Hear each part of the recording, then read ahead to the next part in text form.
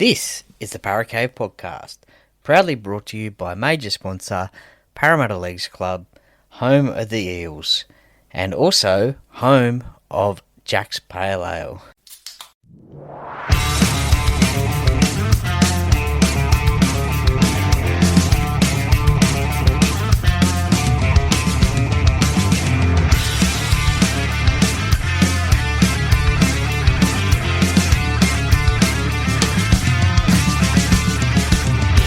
Welcome to another episode of the Paracave Podcast. And now over to your host, Troy Warner, broadcasting live from the world-famous Paracave.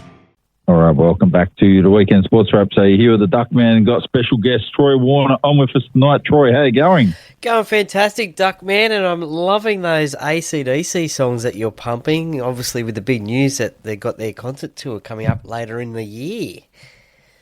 Yeah, 100%. So did you manage to get tickets for the concert yet? No, I haven't, unfortunately. So I will have to try and win some somewhere, I think, because it could be the last time that they are playing in Australia, maybe. Yeah, I think it's pegged down as supposed to be. I said it earlier on that Brian Johnson is actually 78 years old, turned 79 in July. So he was born back in 1946. Don't think he's going to be playing until he's 85, something's telling me. So just people like, AC/DC's not that good anymore. Really? They've only been kicking it for 50 years. Who would have imagined that you'd start slowing down in your late 70s? So, like, I'm doing the same things now. I'm in my late 40s, so it's killer stuff. Yeah, look, they still are a great Australian band and one of the biggest in the world. So even if they're not at their peak, it'd still be great to see them live. No, absolutely will be. I've seen them plenty of times before. Definitely want to see them again. So there are still tickets left for the first concert, and I believe that there's tickets for a second concert now, which is on a Tuesday. Works good for me, right, because I'm happy to have a Wednesday off work to sacrifice and take one for the team to go and see AC/DC on a Tuesday night. It's very unfortunate. So there you go. Well, let's kick in and have a look at this NRL stuff. So just ran it across you before. So Matty Johns has called out in particular, saying there needs to be salary cap concessions or exemptions handed to clubs who develop talent after the Panthers have really struggled to keep superstars over the last few years. So they did have a big win against the Bulldogs last night, 8 points to 6. Some people go, that wasn't a big win. In the multitude of things that have happened and the fact Penrith have been leaking points like a sieve lately, and Penrith getting a win against the Bulldogs after being out of form most of the season, I think that's a massive win last night. It's a bit of a statement win. They show they can still aim up in defence, and they got the job done. But like to have a look at what Matty Johns is talking about, what do you think as a Parramatta fan? Because Parramatta used to develop stacks of players along with Penrith back in the day, and Newcastle, who Matty Johns referenced as well. They've been pretty much bone picked plenty of times over decades and decades by other clubs, so Penrith, Parramatta and the Knights. So what do you think the NRL could do or should do to help clubs out, or what can you do to sort this out to stop it from constantly happening all the time? Well, it's a little bit of a tough one, isn't it? I mean, when you do have success like the Panthers have over the last 5 years, including winning those 4 premierships, you are going to lose players due to this salary cap. And, I mean, Penrith have the biggest junior league in the country, in the world, I think it is. So they have a little bit of a advantage, you could say, because of all those teams and players that play in their junior league. So when you do look at someone like the Roosters, for example, who don't have a massive junior league, so they don't have those juniors coming through as much as the Panthers. So look, it's a bit of a difficult one, but I guess that's why the salary cap is there.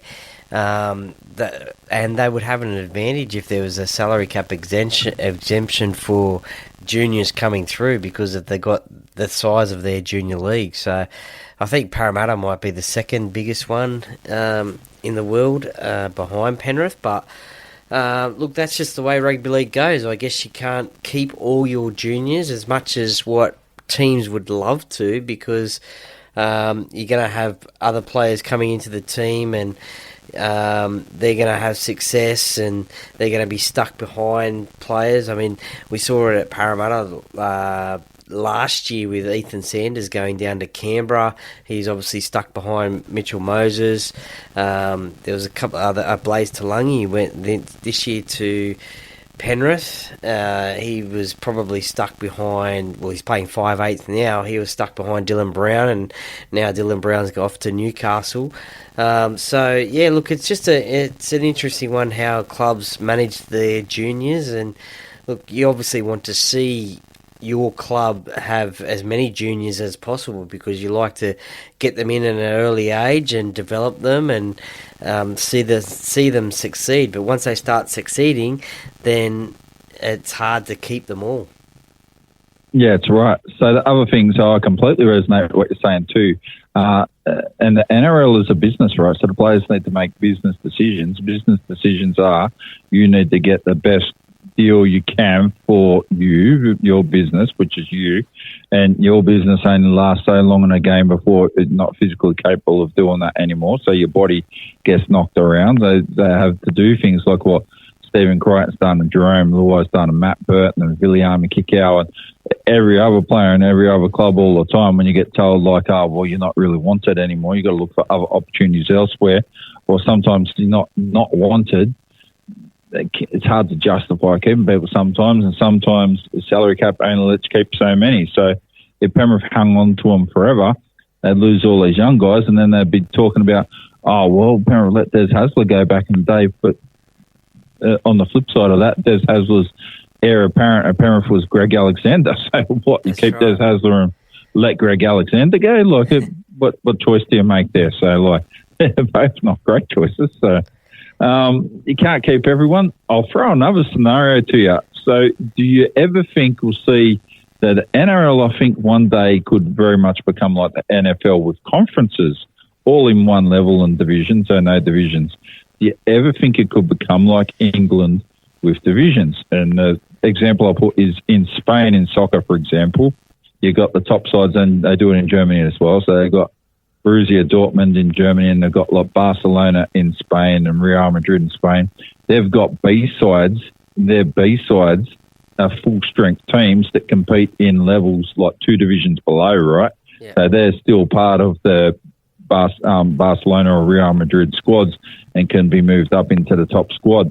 But for all purposes of the competition during the season, they play in the equivalent of like the third division league in that national competition. This is how they keep their guys, give guys experience, first team experience.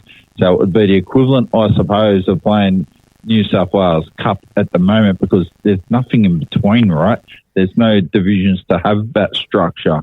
I'm not sure if the NRL would be sustainable enough to have divisions, because I'm not sure if there's enough quality players to be able to do that. You would dead set boat anchor some clubs if you made divisions, like potentially Gold Coast will get in Division 2. They could be in Division 2 for 25 years because how do you attract players into a side to go to that when everyone wants to play the Pinnacle? The Pinnacle will be Division 1. So you surely can't give sides in Division 2 $13 million as well like they do for the NRL side. So, yeah, it's a big picture thinking around that one. So what do you think of that general idea? Yeah, no, I don't think the NRL will ever go into a conference system. I think it's probably the best way it is now, with just the 17 teams in the competition and those few extra teams coming in the more years. There's always a question about the games being played in terms of, how many times do teams play each other, and is that a fair way of a draw? You could have like Penrith and Parramatta. Do they play each other twice? Well, most definitely, probably each and every year. But Penrith and Titans, how many times do they play each year? So obviously they'll play at least once, but not necessarily twice all the time. So it does get a little bit uneven sometimes like that. So, yeah, I can't really see it being into a conference system. When you're talking about, like, divisions, well, yeah, we do have, like, the New South Wales Cup, Queensland Cup, and then we also have, like, Ron Massey the Ron Massey Cup as well, which I guess you could say could be Division 3-ish sort of thing, but I don't think it could ever go into conferences. Yeah, I'm not sure how that would work if it did. That poses another interesting question. So, like they do in Super Rugby, you'll see a side, like let's say New South Wales goes to New Zealand and play games, they'll tend to travel over there and play a group of games together. Do you think it could be good to limit the travel of teams, including Perth, to help them out? Would it be smart to perhaps send, let's say, 5 sides to Perth in one hit, so Perth playing like 5 home games in a row effectively, and all these teams are playing within each other on the road in Perth during this time period. So, or they played a match against Perth and bang, then they come back into the cycle into Sydney and that, and moves like that, or they play some style of conferences, and then when Perth come over to the East Coast, for example, they might play, might not be 5, might be 3, right? So you might send 3 sides over, so they're there for a couple of weeks and they play all the matches, and then Perth come over to Sydney and they'll do the same thing, play so many games to limit the effects of travel and all that sort of stuff. That's something that maybe needs to get thought about as well. Well, I think when you want to enter the NRL, and like if you're a team from like Perth or New Zealand, like back in the day, then you know you're going to have travel to do. I think if you put 3 or 4 sides into like Perth, for example, for 3 to 4 weeks, then those other clubs, they miss out on their home games, and they miss out on revenue, and they miss out on lots of money by not having their home games at home. So I don't really think you could do that. And I think, as I said, once you want to enter the competition wherever you are, like for example PNG and Perth, and if there's going to be a second New Zealand team, then you know what travel you're going to get yourself into. I think all those teams, they do have some sort of consideration come into it, I guess, when the draw is made up, so they're not having all these a lot of 5-day turnarounds, and they're not travelling from Perth to North Queensland and then down to Canberra and then down to Melbourne, that sort of thing. So, yeah, look, I don't think that sort of group game style would work. As I said, the clubs would lose out too much money, and especially for their home games with all their corporate sponsorship and all their memberships and the like. So when we get a 20th side in the NRL, which is inevitable, so where do you think that should come from? The South Island of New Zealand or something like that? Or could you see another Queensland team in, or another New South Wales team in, maybe a side from Adelaide? Like imagine having a side from Central West New South Wales, the Dubbo Bin Chickens or something. Yeah, look, I mean, it's an interesting question. I mean, I think Christchurch is getting a new stadium built, a big stadium built down there. Look, there has been talk about a second New Zealand team. There's been talk about like a Central Queensland team as well. Look, I'd love to have a side in Adelaide back in the NRL. That'd be great. Some would say that would truly make the Rugby League national again, put the national into National Rugby League. You'd have your team from Perth and Adelaide, Melbourne, obviously Sydney and Queensland. You'd be missing one from the Northern Territory, I guess, although they do play a couple of games up there each and every year. The Dolphins have just signed I think it's a 3-year deal to take a home game up there every year, like what Parramatta did over the last, I think it was 11 years or 9 years or something like that. So, yeah, look, I do think it will come from Queensland. I think they will put another Queensland team in the competition, but I'd love to see Adelaide in the comp, back in the comp. Yeah, it'd be pretty good. So I'd like to see a Tasmanian team in too, and there's not a presence of rugby league as far as I know in Tasmania. Definitely not at a professional level. I'm not sure they've got the corporate money to be able to put something together either. So it'd probably almost be better off having like a Central Coast side in than a Tasmanian side. I'd nearly be certain of that. But yeah, it's food for thought. It's worth thinking about all those sorts of things anyway. We'll kick on. Jerome Luai, so he's pulled up lame for the game tonight against Manly for West Tigers. And they're saying New South Wales selectors now going to have to think carefully about this. So if Jerome pulls up and pulls out and you've got, let's say Nathan Cleary's got his groin injury, or looked pretty good last night against the Bulldogs, let's say worst case scenario, I hope it doesn't happen, Jerome Luai pulls out and Nathan Cleary pulls out, who do New South Wales put in, and how many people have to get dropped before Lachlan Galvin gets a go? When are we going to start hearing from Isaac Moses about he needs to get selected? Yeah, no, I don't think at this stage Galvin's getting anywhere near the New South Wales side. But look, let's just pray and hope that it doesn't happen. Obviously, Nathan Cleary played last night. He wasn't goal kicking, but he did play. He did do some kicking in the game. Jerome Luai, as you said, is out of tonight's game, but let's hope he's back for New South Wales. If those two aren't playing, and look, I desperately hope that they are, look, you'd probably, who would be the next cab off the rank, so to speak? Well, Matt Burton would probably have to get a 5'8" spot, wouldn't he? Because, I mean, he's been 18th man, I think, 5 times. Yeah, surely be Matt Burton, yeah, for 5'8", yeah. Yeah, and Canterbury are still on the top of the ladder despite last night's loss. But you'd have to think that he would probably get the gig. That's a 5'8" spot. And look, I mean, Andrew Johns, he loves Isaiah Katoa from the Dolphins. Sure, he is young and he's played, I think, 50 odd games now in the NRL.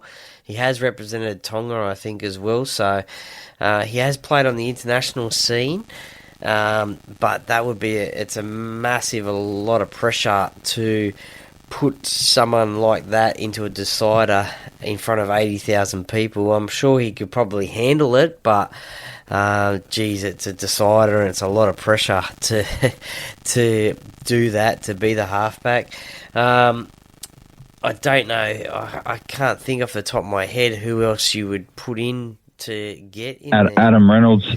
Adam Reynolds has been there and done it. Yeah. So he's probably his experience would probably be the reason why you'd look at him more than and you know what you're going to get with Adam Reynolds. You know, he'll turn up and if he's not injured, he'll do the job. He'll do the job that I need. Is it going to be the best job in the world? No, but it's going to be a pretty good job. It's not going to be a Nathan Cleary style job. He's certainly going to perform and he's going to aim up. He won't leave you wondering what's going to happen. Yeah, no, you're right there. He has been there, done that before in Origin, so he could be a potential candidate for that spot. The other name that I just thought of as well and has been mentioned before is, or definitely in the future for Origin, is Luke Metcalf from the Warriors as well. They're playing some good footy at the moment on the back of his form, so he could be a chance as well if he's not injured. So, look, there's a couple of players there that could potentially get the gig, but let's just hope that Luai and not Mitchell Moses because he'll be injured, but Luai and Cleary. Are playing, definitely. Yeah, that's right. Now, last year in State of Origin, it's funny because before Robson got picked, I'm pretty sure there's a lot of talk, and I was in Wade Egan's corner too because he's been very good for the last couple of years for the Warriors. He must have been pretty close to, or at least consideration for the spot for the hooking role that Reece Robson's now got and is doing a good job. You wouldn't change that, but he must have got pretty close Wade Egan. If something happened there, you'd be starting to seriously consider if he's the guy. Yeah, he would be close, definitely. For sure, even though the Tigers aren't doing it as well, you'd probably think Api Coruscant as well. But yeah, definitely Wade Egan. He has been mentioned in the past as a potential Origin smoky as in that number 9 position. But yeah, Reece Robson kept it this year and had it last year. But yeah, definitely his name has been mentioned. Yeah, that's right. We'll go into the games anyway from last week. So run through the results quickly. So Canberra beat the Tigers there 16-12. Panthers got up, and I didn't think Penrith would win. I was just hoping Penrith wouldn't lose too bad, to be honest with you. And they won 28-18 against the Warriors. I was commentating a rugby game, and I was stunned that not only did they do it, they looked like they really gave quite a considerable performance and touched up the Warriors a bit. Newcastle, I don't like Newcastle. Right? They irritate me. They really do. So them and you, they're just annoying me. So 26-20 winners against the Dolphins. Frustrates me how one day they can play like world beaters, the next day they play like they just met in the car park. Melbourne Storm got up against Souths 25-24. So surprised they did it as hard as they did, to be honest with you. Cronulla went down to the Broncos, like fair income. The Broncos, they're hit and miss as well. And they normally don't win away from home, so they got a good win there. Cronulla proved everything right about what I thought about them, that they don't have any substance to the team. The Cowboys had a typical good performance against the Roosters and did not much and lost 42 points to 8. They probably should add Todd Payton. Actually, he's on the list now, so I'm making a list of coaches that are under fire in the NRL. I'll go through this list in a minute. Yep. And then Gold Coast went down against Parramatta. So Gold Coast, they just looked sad, right? So just seriously, what are you doing? They just didn't look like they were nothing fired for the Gold Coast. Parramatta are pretty good, but nothing fired for the Gold Coast. Just didn't look almost like they're not interested. So what did you get the most out of those games, and who do you reckon looked really good, and who's looks like they're just not in it anymore? Yeah, well, I think probably the game of the round would have to be the Rabbitohs and the Storm game. That one went to Golden Point. Ryan Papenhuyzen kicked the winning field goal in that one, but early on in that game it looked like it was going to be a big score to the Storm. Harry Grant just strolled over for a try, and then Jerome Hughes went over for a try a couple of minutes later, and he thought they're going to put a cricket score on the Rabbitohs, but Latrell, he dug deep, and along with these other teammates at the Rabbitohs, and but it was certainly Latrell's night as well. Put on a great try for Tyrone Munro in the corner, put a kick through. He had an attempt at field goal, but we thought that he hit it sweet and it was good, but it just got waved away. So that game was probably the game of the round. As you mentioned, the Panthers, they were out without their 5 Origin stars, and to do that over in New Zealand, a massive win for them, and probably gave them confidence going into last night's game. The Tigers, they put up a fight against the Raiders. The Raiders have been one of the form teams of the competition. They were coming off a bye, so they were a bit slow, but the Tigers, they had a chance towards the end of the game, but unfortunately they didn't. The Broncos, well, it was a game of two halves, like every game of rugby league is, and the Sharks, they were on fire in the first half, and then the Broncos were on fire when it really counted in the second half. The Cowboys, I don't know what's going on there, and my Parramatta Eels, well, yeah, the Gold Coast, they scored first, and then I thought, oh no, what's going on here? And then Parramatta turned it on, and Footy Dean Hawkins had the game of his life, I think, and just really led that team around. So on cover for Mitchell Moses, who's injured at the moment.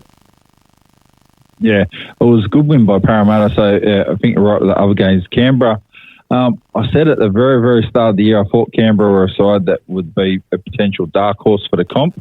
The only thing going against Canberra, I suppose, I'm not sure they've got the firepower if they get into a grand final against like Canterbury, like the Broncos do. The Broncos scare me if they can turn it on, but they're just not consistent at the moment. So they really have like probably the third or fourth best side, like attack and firepower across the whole field. So Panthers probably not quite so much now. It would be Melbourne Storm, and then maybe Penrith and Canterbury Broncos there.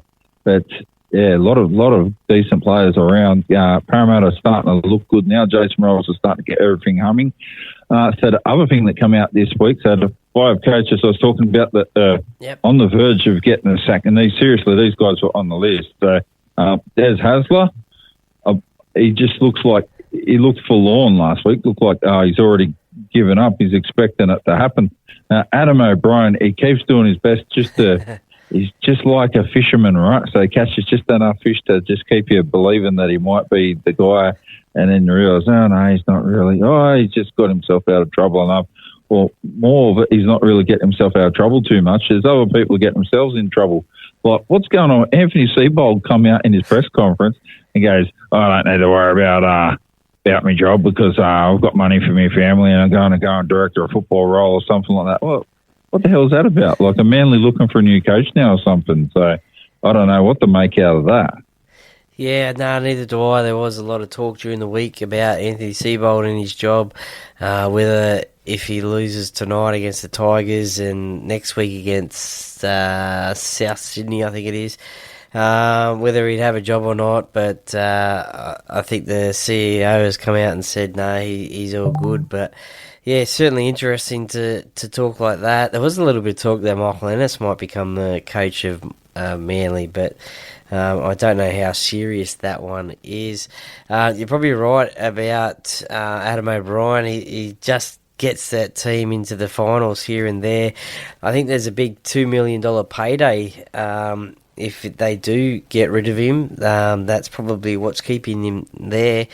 That's pretty handy to have on your side. The Titans, Des Hasler will, I think he's got until at least the end of the year, I think. So, depending on how they go. As you mentioned, Todd Payton as well at the Cowboys, they sort of have really slipped down the ladder these days and is in 12th position and a couple of bad losses in a row.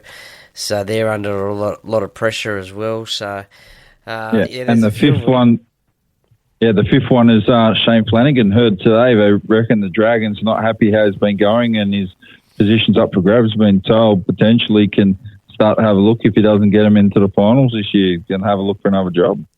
Yeah, I think he does have a contract for next season as well. But hey, what's a contract in rugby league? And I mean, it is a difficult one because. How long does it take for a new coach to a new club take to see success? And in the way of success for the Dragons, that would be making the finals. Look, they had a chance last year to make the finals, but I think they slipped up in the last couple of games of the year.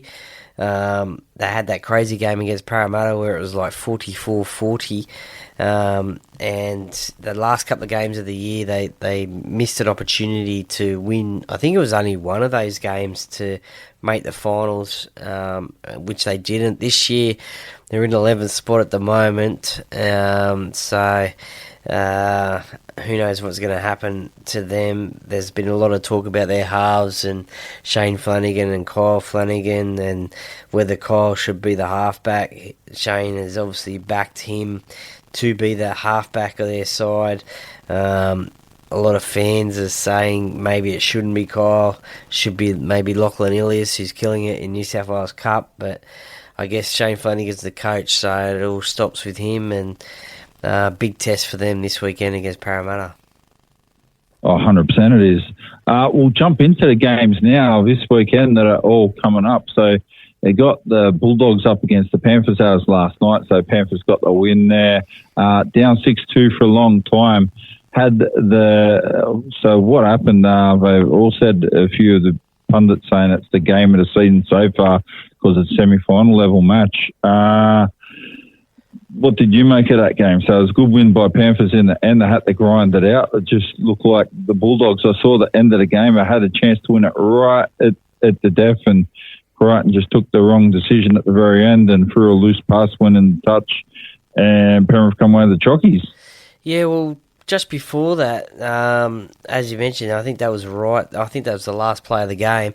But before that, the Bulldogs actually got a penalty. It was out wide, and I think it was about 20, 25 metres back from the try line, and they took the tap and they went for the try. I thought they probably would have gone for the conversion and tried to lock it up and go to golden point, but they had other things on their mind. They wanted to go for the win and try and score a try, but I really thought they would have tried to go for the goal to get it into golden point. But the Panthers, well, look, Nathan Cleary, he was the one who scored the try in the 53rd minute and really led that Panthers side around. But the player of the game probably would have to be, I think, the young Casey McLean, the centre, who really did a job on Stephen Crichton. Every time Stephen Crichton got the ball, he was covered by Casey.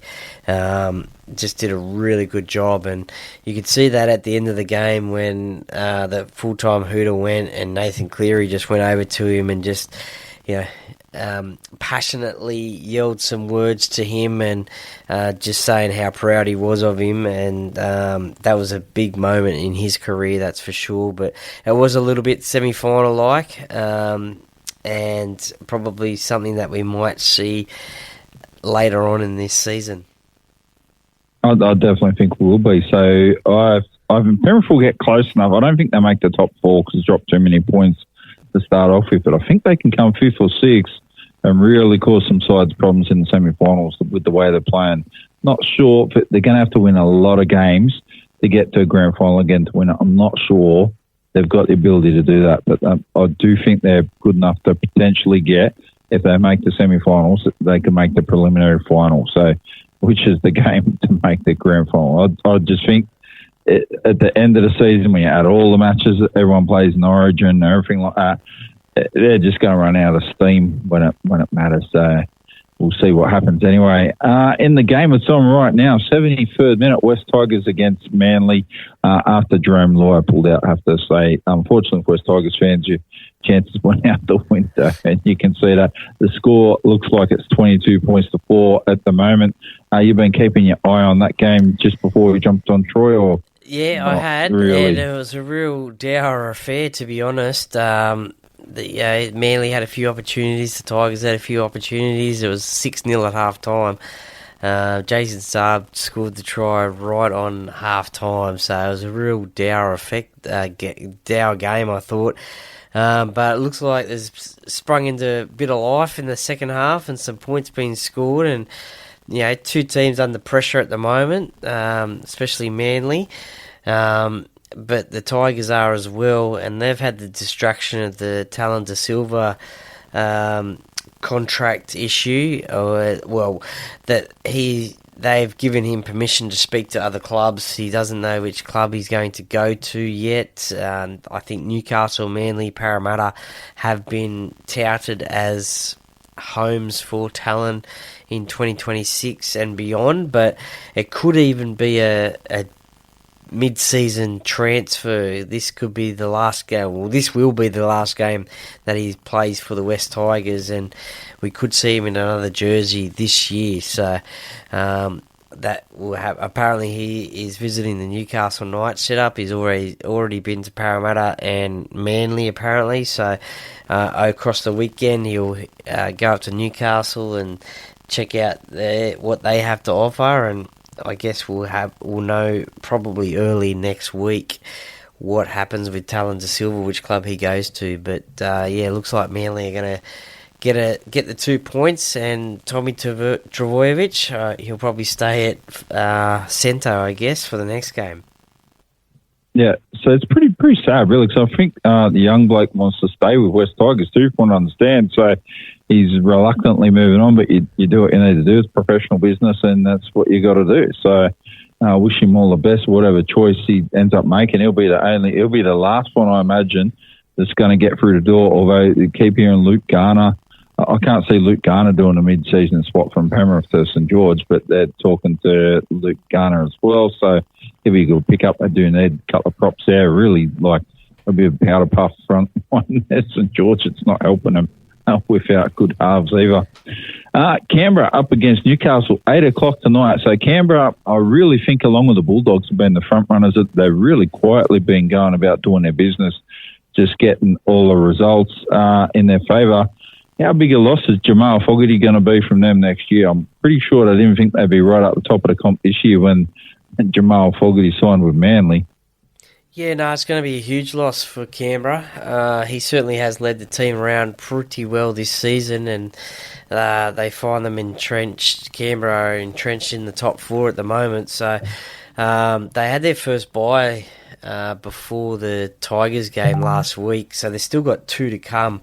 So it'll be interesting to see where they actually finish. But yeah, definitely he's been one of the form players in that side. So not too sure who will replace him next season.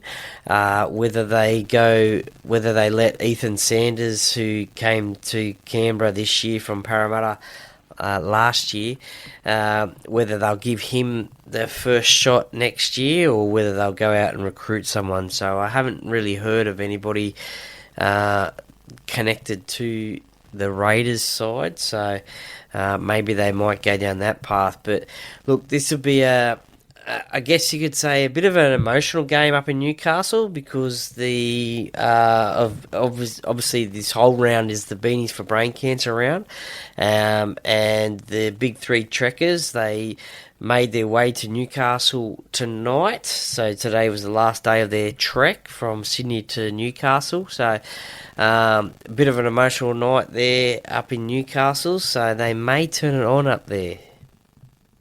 So I'm going to tell you a little secret I heard. So this is all just a little bit of whispering innuendo. You can get it out there if you want on the Paracave podcast.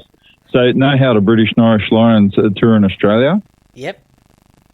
Yeah, so there's an invitational Australian and New Zealand team, so won't call it All Blacks, but an Australian team, New Zealand team. So in my head, they're taking on the British and Irish Lions. In my head, what I thought is fringe guys that aren't quite in the All Blacks or aren't quite in the Wallabies are going to get a run. So it's either a chance to play some of your All Blacks who probably just retired a little while ago, give them a crack, and bring in young guys same time too. Bit of T20 style thing, because it's going to be more like a Barbarians game and busting it up.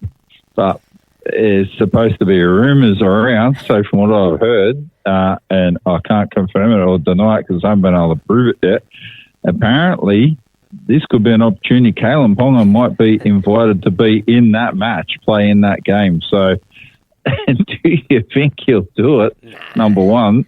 And would you do it if you were Kalen Ponga, if you had the opportunity to do it? Nah, he won't play because he's contracted to Newcastle. So could you imagine if anything happened in that game and like he got a season-ending injury and playing for that invitational side? So no, that would definitely not happen. Wouldn't be good, particularly before State of Origin 3. That's right. So no, that won't happen. And if I was Kalen, I wouldn't do it either.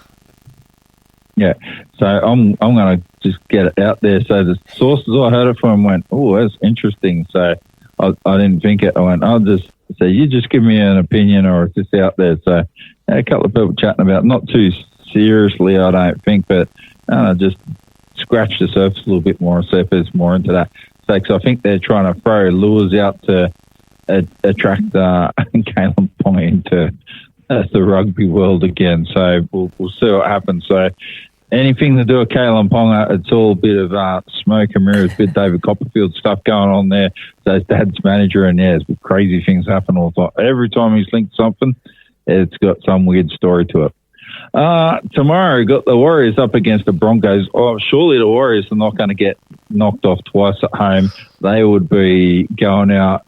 Brisbane are going to be very sore after that game tomorrow. I'm pretty sure of that. Well, this one's up at Suncorp Stadium in Brisbane, so they're expecting a big crowd. And a little bit of a interesting thing that's happening up there in Brisbane tomorrow is there's this game, the Broncos and Warriors, at 3 p.m, and then at 7:30 p.m. is the 7:50 p.m. is the Dolphins and Rabbitohs game.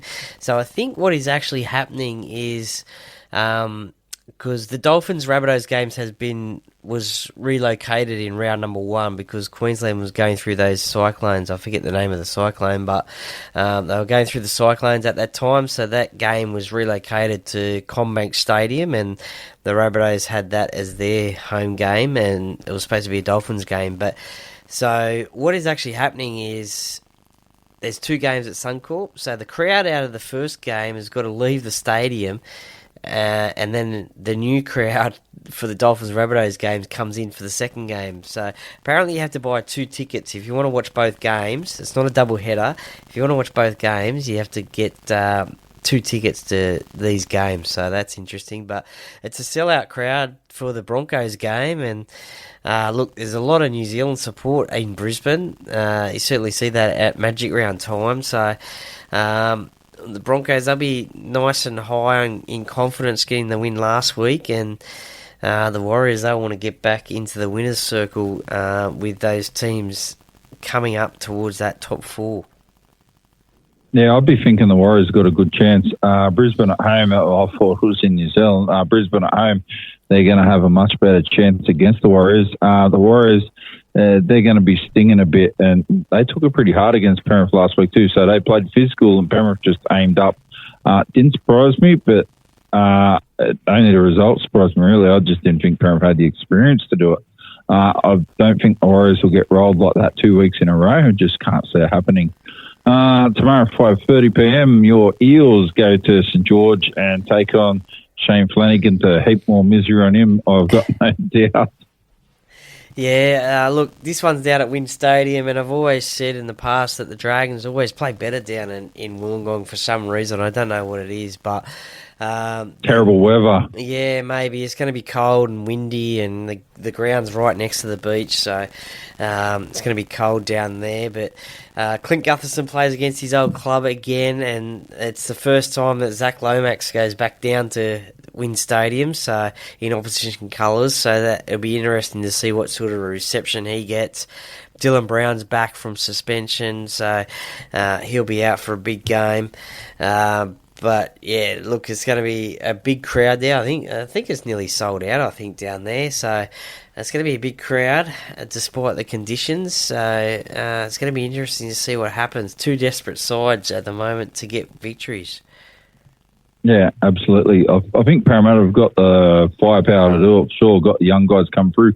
St George could well do it. They've got a pretty good team. They're just I feel sorry for Kyle Flanagan and Shane Flanagan, because Kyle Flanagan's the best that Shane Flanagan's got. It's not like he's not looking for another halfback. I don't think there's a lot of options out there to be signing anyone, right? So you got to work with what you've got. It's not terrible. I think the game will be close, but because I watched Dragons in trials turn it on throughout the year, to being able to turn it on from time to time, just not consistently go 80 minutes with someone. So that seems to be the thing that'll let them down. So interesting to see how the Eels go. They've got some good young talented guys come through, like Iongi at fullback. He's a good player, yeah. And Sam Rani as well is a pretty good player too. Then we've got Souths up against the Dolphins. So here's a question for you to have a think about. Jack Whiten, do you reckon he's happy with the choice he made to leave Canberra and go to South, or would you be happy about that? Well, obviously through success, probably, well, he thought by moving to the Rabbitohs he would get success. So probably, I guess, not at the moment. But then again, being coached by Wayne Bennett, you never know. He might have felt that his playing style and the way he went down in Canberra was getting a bit stale, and maybe he needed that change. But I thought he moved for playing semi-final football, and that hasn't happened over the last couple of years, and maybe it doesn't look like it's going to happen this year either. But he'll be right. He'll be up for a big game this time. Yeah, I think he'll aim up. He's a decent player. It's just it's interesting. You watch some guys make moves hoping that's going to change their life and everything like that, and it doesn't tend to happen. So, but yeah, there you go. So, I think the Dolphins. Speaking of moves, there was news today that next season for the Dolphins. Selwyn Cobbo from the Broncos has signed with the Dolphins. Not quite a bigger move from going from Canberra to South, but it's just down or up the road to Redcliffe from Brisbane. So they've secured him for a couple of seasons up there. So they're going to have a pretty handy backline next season. Yeah, it's a very big pickup. So my biggest problem with them is they've got Jordan McLean. They've got all these. So they've got older guys there now. They really need to think about rejuvenating their forward pack. Kafusi and Bromwich and all that. They're all getting old now. So yeah, but the Dolphins, they look good this weekend. So they've got makings of a very, very good team. They just need to keep on bringing through guys like. I'm pretty sure I didn't imagine that Tom Flegler would get seriously injured this year. It's been very disappointing for them there. And Sunday, Cronulla, so the most inconsistent team in the NRL. So I don't know how they're hanging into the top four at the moment somehow. So I don't think they're in the top four, but they're just on the fringes of it. Up against Melbourne, I don't think they're going to have a good day out on Sunday, by the way. Well, they're actually on the fringes of the 8 because they're in 8th spot on 18 points and the Dolphins are in 9th place with 16 points. So, look, this game, the Melbourne Storm, they're massive favourites. They're playing down at home. They've put some big scores on teams down at home. Sunday afternoon football, conditions will be good, weather will be good. Two rivals as well, as we remember, they played in the 2016 Grand Final, and since those days there has been some pretty fiery clashes, especially down in Melbourne, but two teams that don't like each other, and I just can't see Cronulla getting the victory, unfortunately. I think Cameron Munster will be up for another big game like he was in Origin and just all over the park. I think the Storm are just going to outplay the Sharks. But the way my tipping has been this year, it could be completely wrong, but we'll just have to wait and see. But no, I think the Storm will get the victory in this one. Yeah, I think they will too. So, in the last game here, we see the battle of the differential dippers. So, they got the Cowboys got minus 140, so the defence is not flash, and got Gold Coast minus 138. So, what I think we'll see, honestly, both sides can score points, but they can bomb some tries too. The Cowboys, I just think they've just got more things going in their favour. They should be able to get the win. I think even though the defence is pretty woeful, having guys like Reece Robson, Drinkwater, all these sorts of guys, they're still good players. They're still going to be good today, tomorrow, whenever. Gold Coast, I think they've got too many injuries again. And the whole Fafita thing, they should have let him go to Roosters, seriously. Do you reckon they'd rewind it if they had a chance now? Oh, I think he was the one who backflipped on the Roosters, I think, to be honest. So, I don't think they had a choice in the matter. But speaking of points scored and points conceded, you wouldn't believe it, but the Titans have scored 288 points and the Cowboys have scored 286 points, so nothing between them there. And points conceded, they both conceded 426 points, so this could be anything, this game on Sunday. Apparently it's Superhero Sunday up there on the Gold Coast. So I think the crowd's going to be dressed up in their superhero outfits. I don't know who the superhero for the Gold Coast will be because, look, they've just been up and down this year. Mostly down, to be honest. But as you said, they had a good win again a few weeks ago against Manly, who was struggling at the time, and then they lost to Parramatta last week. They've lost Jaden Campbell for this week. He's doing concussion protocols, so that's a big loss for them. So the Cowboys have brought in Jake Clifford back into 5'8". Jackson Purdue goes back to the centre position. This could be anything. It could be the most boring game of the weekend, maybe, or it could either be like greatest game ever. Yeah, it could be like 40 points all or something like that. Who knows what's going to happen? But a Queensland derby. I think I've only tipped the Titans just on the fact that it's at home.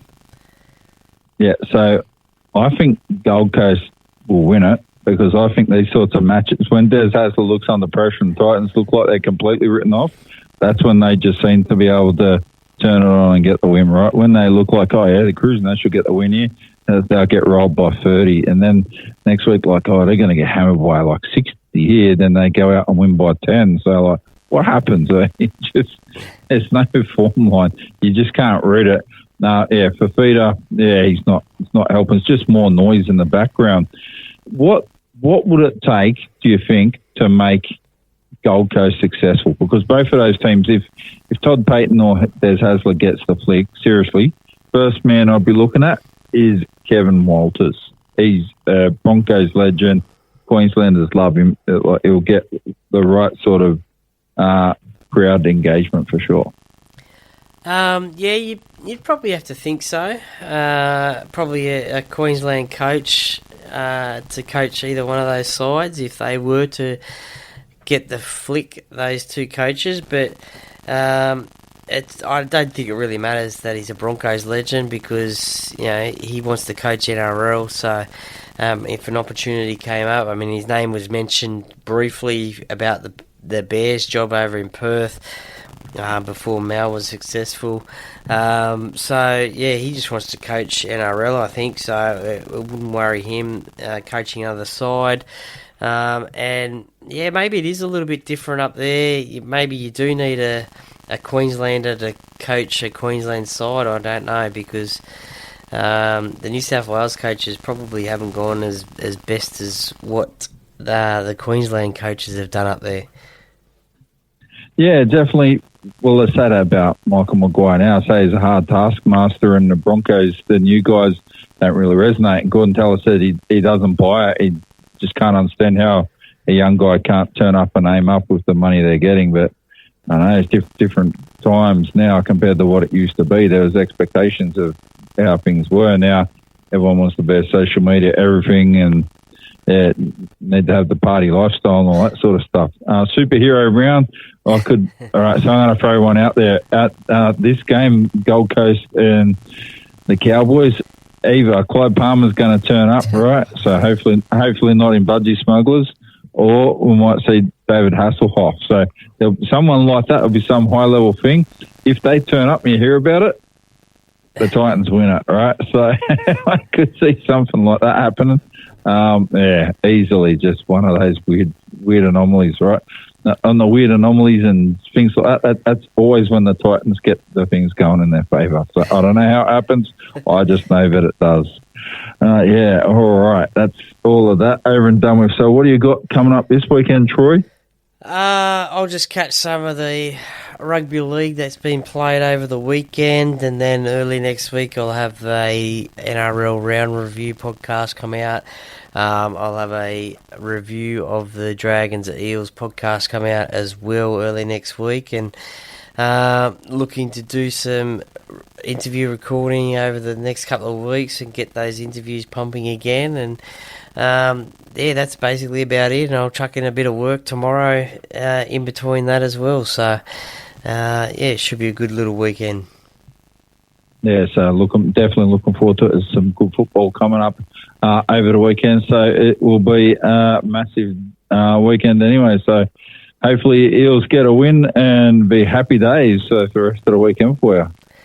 Yeah, that's the plan. That's always a good thing, maybe playing in the middle of the weekend, that it's not so much ruined if you do lose, but compared to playing on a Thursday night, if you lose on a Thursday night, then you've got to wait another whole week and your weekend's a bit down because you lost the game. But fingers crossed they get the victory, Parramatta.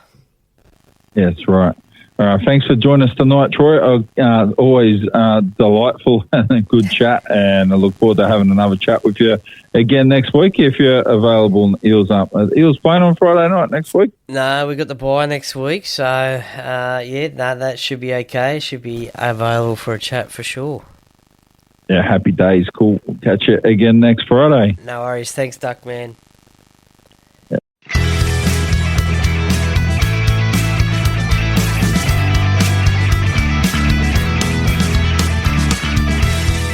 Thank you for listening to another episode of the Paracave Podcast. See you next time.